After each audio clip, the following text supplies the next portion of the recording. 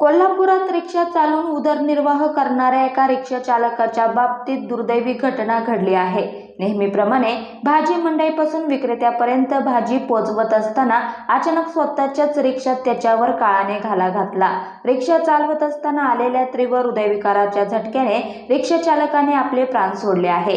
कोल्हापूर शहरातील कळबा परिसरात ही घटना घडली। मिळालेल्या माहितीनुसार विलास चाबूक पाटील हे गेल्या 30 ते 35 वर्षांपासून रिक्षा चालक म्हणून काम करत आहे। रिक्षा चालवून भाजीपाला विक्रीचा व्यवसाय ते करत होते। विलास दररोज पहाटे कोल्हापूर मार्केट यार्डमधून जाऊन विक्रेत्याकडून भाजी घेत असत। पुढे ती भाजी शहरातील विविध ठिकाणी जाऊन रिक्षातून ती भाजी वितरित करत असत। हा असा त्यांचा रोजचा दिनक्रमच होता। मात्र बुधवारी सकाळी त्यांच्या बाबत असं काही घडलं की क्षणात होत्याचं नव्हतं झालं। पहाटे 4 वाजता विलास हे घरातून निघाले आणि मार्केट यार्डमधून त्यांनी भाजी घेतली आणि नंतर कसबा बावडा कळबा इथे भाजी पोहोचवली होती। त्यानंतर पाडळकर मार्केट यार्डकडे जात असताना कळबा कारागृहाजवळ त्यांना अचानक अस्वस्थ वाटू लागले।